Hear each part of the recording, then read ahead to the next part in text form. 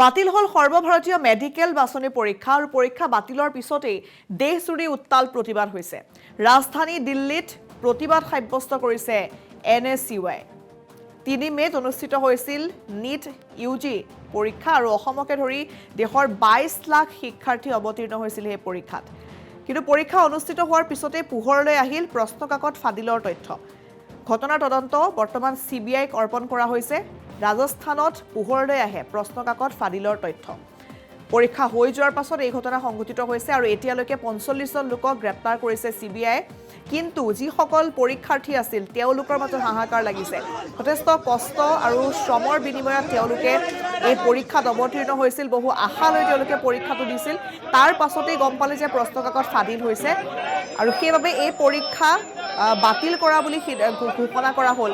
আৰু তাৰ পৰৱৰ্তী পৰ্যায়ত আপোনালোকে চাওক প্ৰতিবাদ সাব্যস্ত কৰিছে এইসকল শিক্ষাৰ্থীয়ে, যিসকলে এই পৰীক্ষাত অৱতীৰ্ণ হৈছিল। পুনৰ পৰীক্ষা অনুষ্ঠিত কৰিব বুলি চৰকাৰে ঘোষণা কৰিছে আৰু পূৰ্বৰ পৰীক্ষা কেন্দ্ৰসমূহতে অনুষ্ঠিত হ'ব পৰীক্ষা। আৰক্ষী প্ৰতিবাদকাৰীসকলৰ মাজত হতাহতি হৈছে। প্ৰতিবাদকাৰীক খেদিবলৈ বিভিন্ন পন্থা আৰক্ষীয়ে হাতত ল'বলগীয়া হৈছে। ৰাজ্যৰ দেশৰ বিভিন্ন প্ৰান্তত এই প্ৰতিবাদ হৈছে। বহু প্ৰতিবাদকাৰীক আটকো কৰিছে আৰক্ষীয়ে।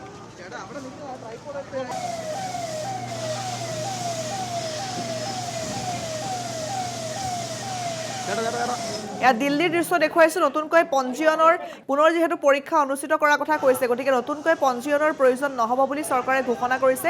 অতিৰিক্ত মাচুলৰ প্ৰয়োজন নহ'ব, কিন্তু পৰীক্ষা পুনৰ দিব লাগিব। যিসকল পৰীক্ষাৰ্থী অৱতীৰ্ণ হৈছিল নীট ইউজিত পৰীক্ষাত, তেওঁলোকৰ মাজত হাহাকাৰ লাগিছে আৰু এনেদৰে প্ৰতিবাদ কৰিবলৈ তেওঁলোক ওলাই আহিছিল দিল্লীত আৰু প্ৰতিবাদকাৰীসকলক এই ধৰণে আৰক্ষীয়ে তাৰ পৰা আঁতৰাবলৈ চেষ্টা কৰিছে। যুৱতী মহিলা সকলোৱে প্ৰতিবাদ সাব্যস্ত কৰিছিল আৰু সকলোকে আৰক্ষীয়ে এইদৰে সেই স্থানৰ পৰা আঁতৰাবলৈ চেষ্টা কৰিছে। বহু লোক আহত হৈছে আৰু এই হতাহতি যি হৈছিলে সেই স্থানত তাতেই বহুকেইগৰাকীক আটকো কৰিছে আৰক্ষীয়ে।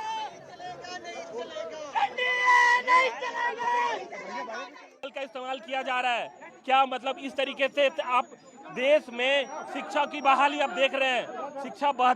शिक्षा दिन पर दिन बदहाल हो रखा है।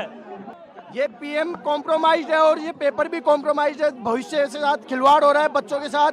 ये बहुत बड़ी दुर्दशा है देश की। से क्या जानेंगे? मेडिकल की पढ़ाई और IIT नेट JRF का पेपर लीक हुआ है, किस तरीके से ये पूरे देश के विद्यार्थी जो हैं सड़कों पे हैं। नीट के विद्यार्थी सड़कों पे हैं। वो मांग कर रहे हैं कि सरकार कहाँ है। आज जिन लोगों ने पूरी मेहनत और ईमानदारी से नीट के पेपर की तैयारी की, आज उनके भविष्य को 5-5 हजार 10-10 हजार में जो है व्हाट्सएप पे और टेलीग्राम ग्रुप में जो है बेचा गया है।